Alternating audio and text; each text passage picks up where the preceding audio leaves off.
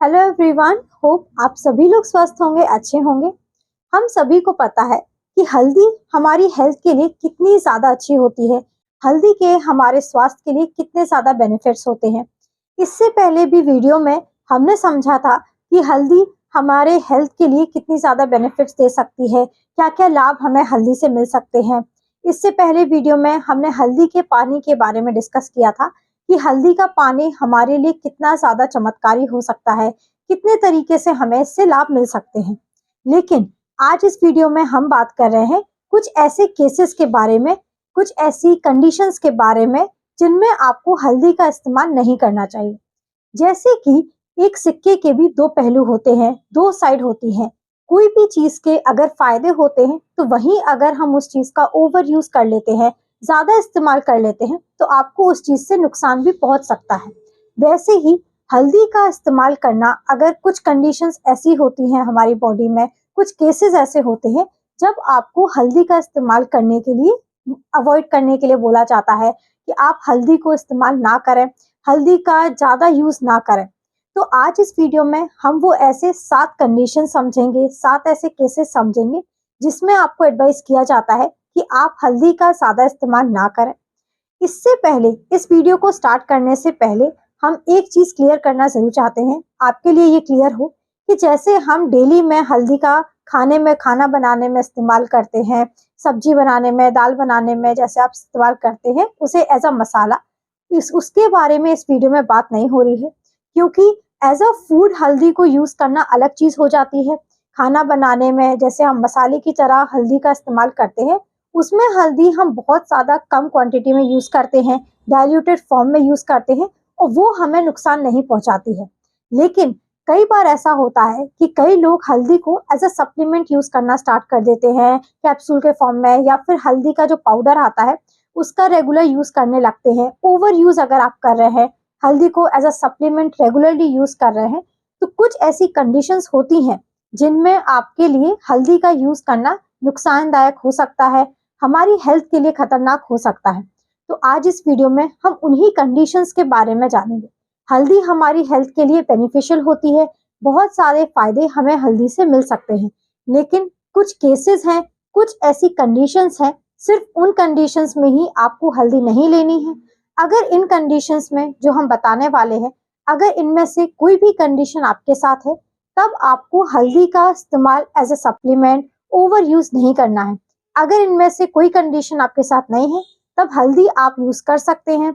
जैसे नॉर्मली हम हल्दी का इस्तेमाल करते हैं खाने में, या फिर नॉर्मली थोड़ी बहुत हल्दी जो हम यूज करते हैं वो हमारे लिए सेफ होती है।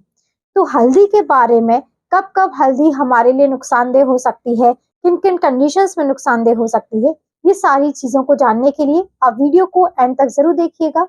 और अगर चैनल पर नए हैं तो चैनल को सब्सक्राइब कर लीजिए और साथ ही साथ आप बेल आइकन को ज़रूर क्लिक करिए ताकि आगे आने वाली वीडियोस की नोटिफिकेशंस आप सभी तक पहुंचते रहें।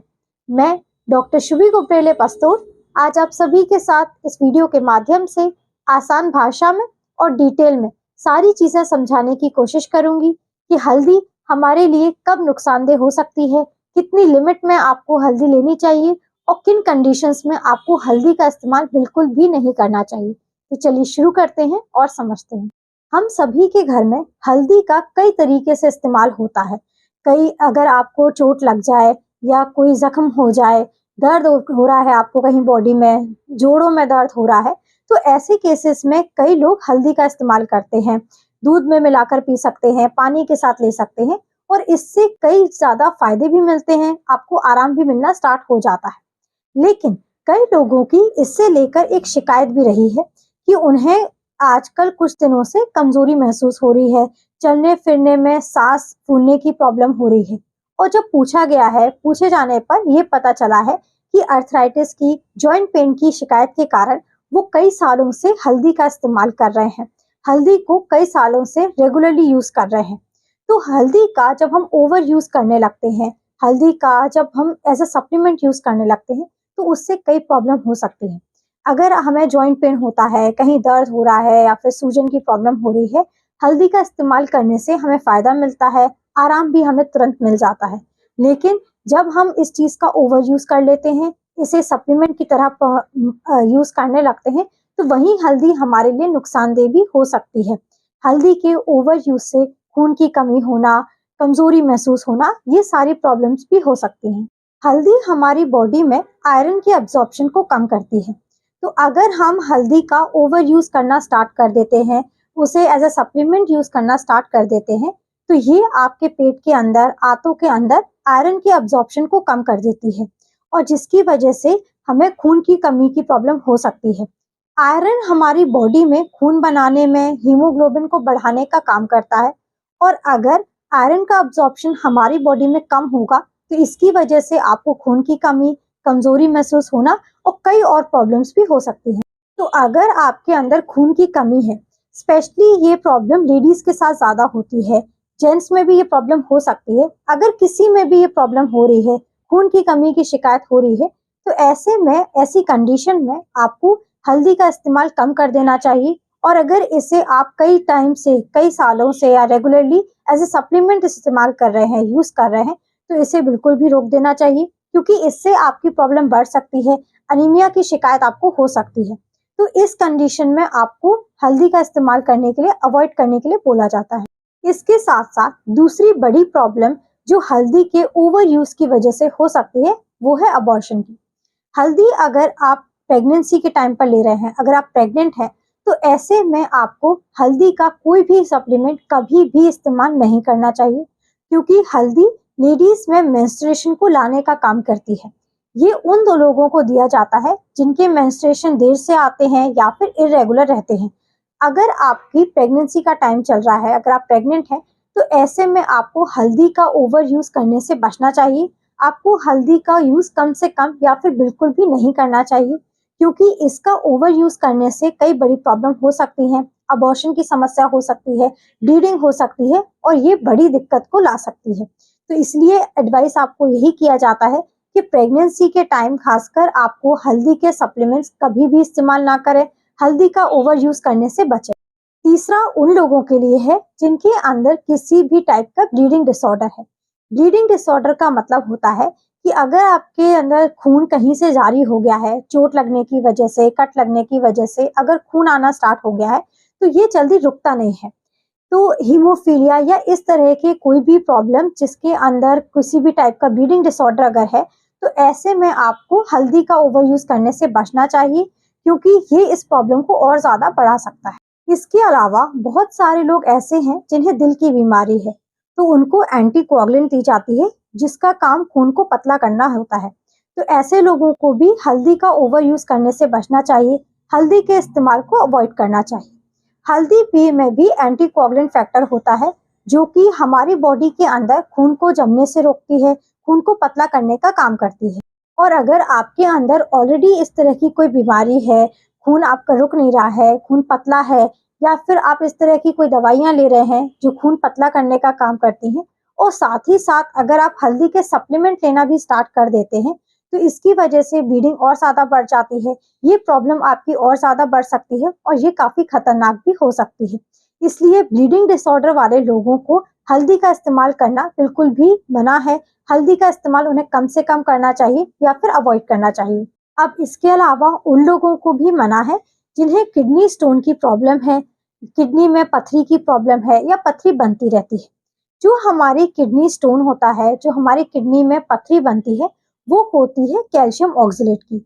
और जो हमारी हल्दी होती है, उसमें भी ऑक्सलेट की मात्रा बहुत ज्यादा होती है। तो जब हम ऐसी कंडीशन में हल्दी का ओवर यूज करते हैं या हल्दी के सप्लीमेंट लेना स्टार्ट कर देते हैं, तो ऐसे में कैल्शियम ऑक्सलेट की जो ये पथरी है, उसके बनने के और ज्यादा चांसेस बढ़ जाते हैं। तो अगर आपको किडनी स्टोन की प्रॉब्लम रहती है या प्रॉब्लम है, तो ऐसी कंडीशन में भी आपको हल्दी का इस्तेमाल करने से बचना चाहिए। हल्दी को अवॉइड करने के लिए बोला जाता है। इसी तरह से अगर आपको गॉल ब्लैडर स्टोन है, या फिर जो आपका बाइल डक्ट है जो कि गॉल ब्लैडर के बाहर होता है, अगर वो ऑब्स्ट्रक्टेड है, तो ऐसे केस में भी आपको हल्दी का इस्तेमाल नहीं करना चाहिए, क्योंकि इसका कारण ये है कि हल्दी आपके बाइल के सिक्रीशन को, प्रोडक्शन को और ज्यादा बढ़ा देती है। और जब आपका बाइल डक्ट ऑब्स्ट्रक्टेड है, वहां पर अगर सूजन है, और जब बाइल का प्रोडक्शन ज्यादा होगा, तो इसकी वजह से जो सिम्टम्स होते हैं पेन के, सूजन के, वो भी बहुत ज़्यादा बढ़ जाते हैं और प्रॉब्लम और ज़्यादा बढ़ सकती है। इसलिए अगर आपको स्टोन की, गॉल ब्लैडर स्टोन की प्रॉब्लम है, इस तरह की कोई प्रॉब्लम है, तो ऐसे में भी हल्दी का इस्तेमाल करने से आपको बचना चाहिए। अब नेक्स्ट पॉइंट है हमारे डायबिटिक पेशेंट्स के लिए। डायबिटिक पेशेंट्स को इस चीज़ का ध्यान रखना चाहिए, ये पॉइंट हमें अच्छे से समझना चाहिए कि डायबिटीज़ में हल्दी फायदेमंद होती है, ब्लड शुगर के लेवल को कंट्रोल करने का काम करती है।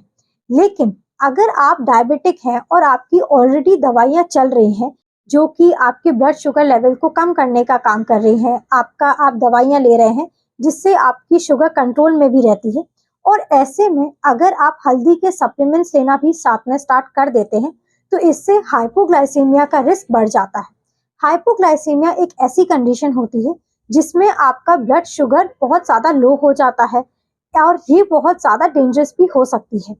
अगर हम दवाइयों के साथ साथ अपने हल्दी के सप्लीमेंट भी लेना स्टार्ट कर देंगे, तो इससे हाइपोग्लाइसीमिया की कंडीशन हो सकती है, जो कि बहुत डेंजरस, खतरनाक हो सकती है। इनफैक्ट जब आपका ब्लड शुगर आपका हाई होता है, वो उतना ज़्यादा खतरनाक नहीं होता है जितना कि लो होना हो जाता है। तो अगर आपकी दवाइयाँ चल रही हैं, आप डायबिटिक हैं, आपकी दवाइयाँ साथ-साथ चल रही हैं, तो ऐसे में आपको हल्दी के सप्लीमेंट्स या हल्दी का ओवर यूज़ नहीं करना चाहिए। अगर आप प्री डायबिटिक कंडीशन में है या फिर आपके रिस्क पर है डायबिटीज़, आपकी दवाइयाँ नहीं चल रही हैं, तब आप हल्दी का इस्तेमाल कर सकते हैं। ऐसे में आपको प्रॉब्लम नहीं होती। लेकिन अगर हमारी डायबिटीज़ की दवाइयाँ चल रही हैं, शुगर हमारा कंट्रोल में रहता है दवाइयों से, तो उसके साथ हमें हल्दी के सप्लीमेंट्स या हल्दी का ओवर यूज़ करने से बचना चाहिए।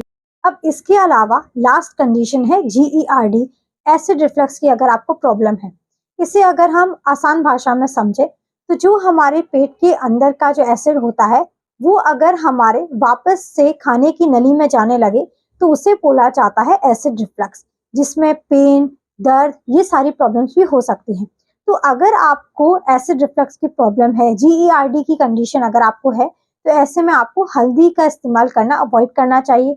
हल्दी का इस्तेमाल करने से ये प्रॉब्लम और ज़्यादा बढ़ जाती है। तो ये ऐसी 7 कंडीशन है जिसमें हल्दी का इस्तेमाल करना मना रहता है। हमें हल्दी को अवॉइड करना चाहिए, क्योंकि इन कंडीशंस में हल्दी हमारे लिए नुकसानदायक हो सकती है।